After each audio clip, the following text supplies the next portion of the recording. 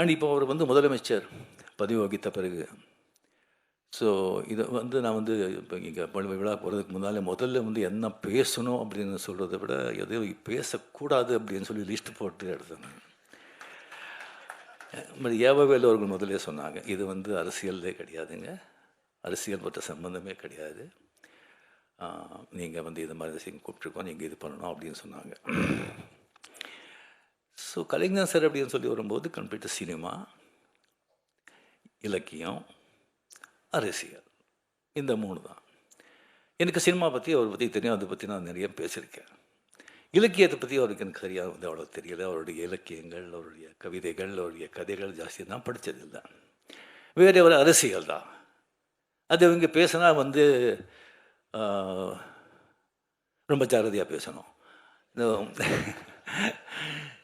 இங்கே வந்து நம்ம மதிப்புக்குரிய நண்பர் ஸ்டாலின் சார் அவர்கள் முதலமைச்சரான பிறகு அவர் சந்தித்த எல்லா தேர்தல்களையும், பார்லிமெண்ட் தேர்தல் உட்பட மிகப்பெரிய வெற்றி அடைஞ்சதுக்கு அதே வந்து சொல்லும் அவருடைய ஆளுமை, அவருடைய உழைப்பு, அவருடைய அந்த அரசியல் ஞானம், அதே வந்து அவர்கிட்ட சொல்லும். அவர் ரியலி நீங்கள் வந்து எவ்வளோ நீங்கள் பார்த்துருப்பீங்க. ஒரு கழக ஒரு பார்ட்டி ஸ்தாபனர் ஆகட்டும், அவர் தலைவர் ஆகட்டும், அவர் வந்து மறைஞ்ச பிறகு அதுக்கப்புறம் வர்ற ஒரு சந்ததிங்க வந்து அது கட்டி காக்கிறதுக்கு எவ்வளோ கஷ்டப்படுறாங்க, எத்தனை பேர் ஃபெயில் ஆகிருக்காங்க, எவ்வளோ திண்டாடிட்டுருக்காங்கன்னு சொல்லி பக்கத்து மார்க்கள் நடக்கிறதெல்லாம் நீங்கள் எல்லாம் கேள்விப்பட்டிருப்பீங்க, பார்த்துட்ருப்பீங்க. அது எவ்வளோ சர்வ சாதாரணமாக அவர் செஞ்சுட்டு போயிட்டுருக்கார். அதுக்கு மேலே எனக்கு வந்து ரொம்ப ஆச்சரியமான விஷயம், நான் பிரமிப்பு போகிறது அப்படின்னு சொன்னால், எப்போவுமே வந்துட்டு இந்த ஸ்கூல் டீச்சர் வரும்போது ஸ்கூல் டீச்சருக்கு இந்த நியூ ஸ்டூடெண்ட்ஸுங்க வந்து ப்ராப்ளமே கிடையாது, ஈஸியாக வந்து சமாளிச்சிடுவாங்க. இந்த பழைய ஸ்டூடெண்ட்ஸுங்க இருக்க பாருங்கள், அவங்கள சமாளிக்கிறது சாதாரண விஷயம் இல்லை. இங்கே ஏகப்பட்ட பழைய ஸ்டூடெண்ட்ஸ், நான் அங்கே பார்த்து சொல்கிறேன், ஏகப்பட்ட பழைய ஸ்டூடெண்ட்ஸ்.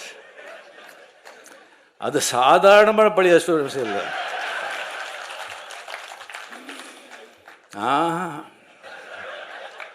அசாத்தியமானவங்க.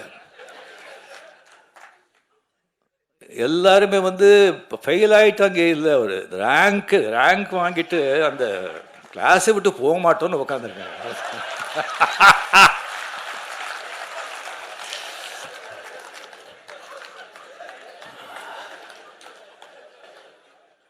கலைஞரோட வந்து தம்பி சின்ன வயசுல இருந்தெல்லாம் பார்த்து இதுக்கு இருக்கிறவங்க வந்து அவங்களெல்லாம் சமாளிக்கிறது சாதாரணங்க.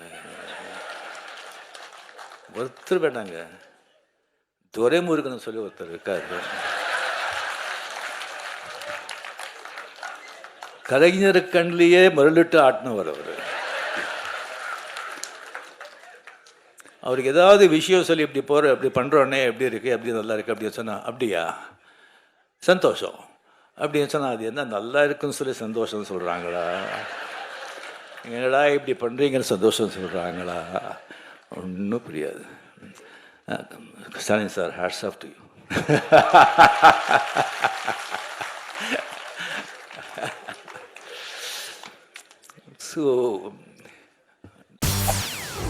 செய்திகளை உடனுக்குடன் தெரிந்து கொள்ள உடனே சப்ஸ்கிரைப் பண்ணுங்க.